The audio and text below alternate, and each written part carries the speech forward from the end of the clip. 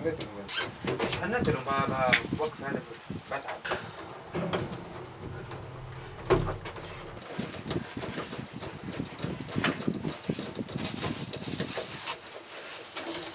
جابنا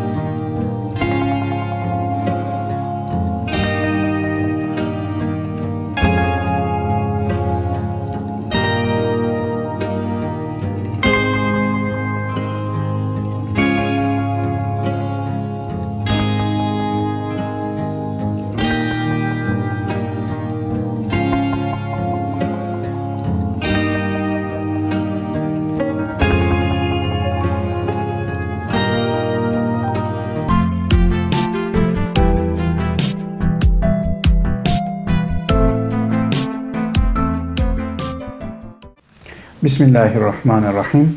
Bugün burada Filistin Vakfı yetkililerimiz var. Onlarla beraber Filistin'de, özellikle Gazze'de zulüm altında olan, muhasara altında olan kardeşlerimize yardımlarımızı nasıl ulaştırabiliriz? Onun müzakeresini, istişaresini yapıyoruz.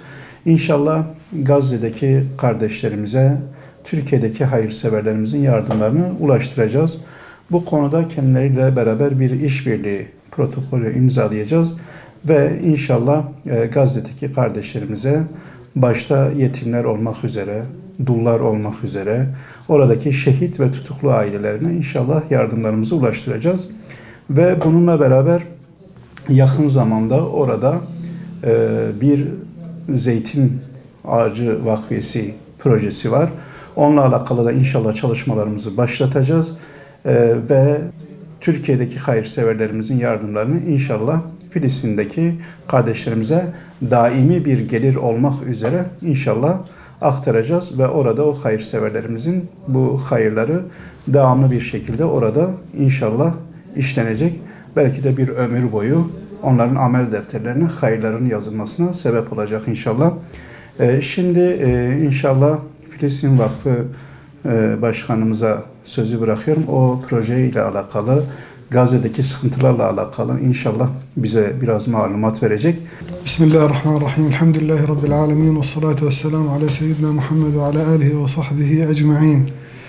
في هذا اليوم المبارك وفي هذا البلد المبارك الطيب أهله وشعبه سيكون هناك بروتوكول تعاون بين وقف فلسطين ووقف أمة كرفان وباكورة هذه المشاريع الطيبة مشروع الزيتون وقف الزيتون في غزة.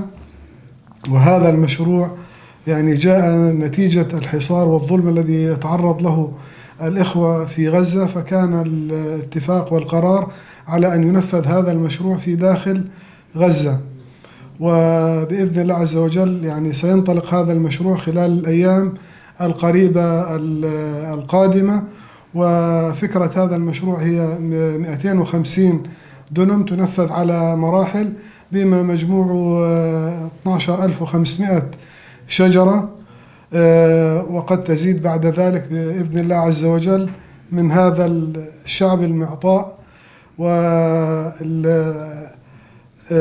من النواحي الفنية لهذا المشروع والفوائد التي سيجنيها هذا الشعب، سيكون هناك هذا السهم في هذا المشروع يشمل البئر ويشمل الأرض ويشمل شجر الزيتون نفسه، والبئر أيضا سيكون معه محطة تحلية لتسقي الناس هناك، كون أن مياه غزة كلها ملوثة.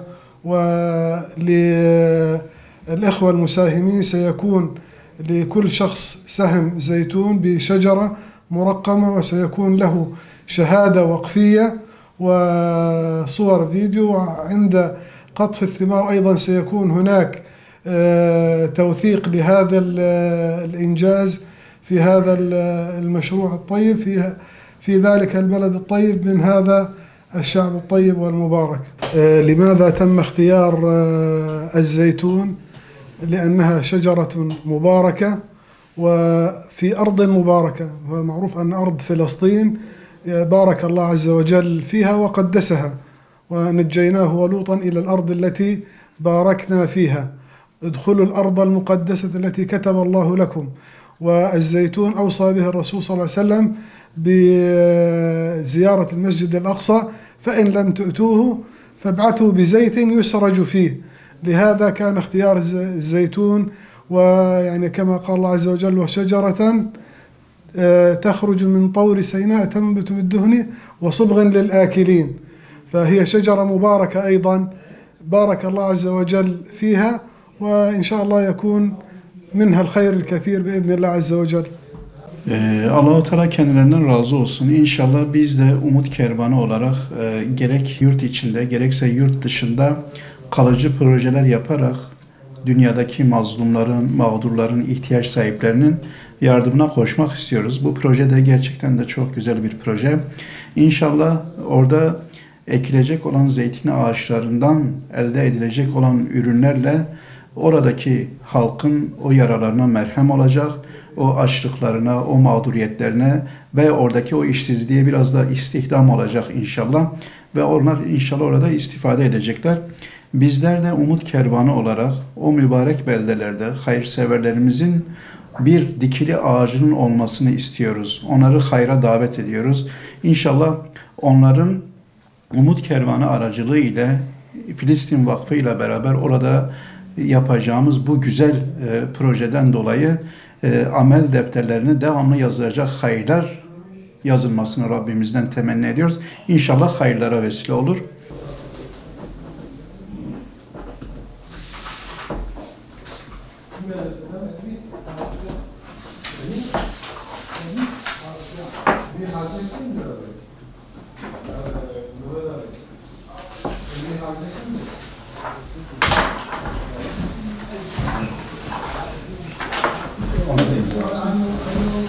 Aynısı, aynısı.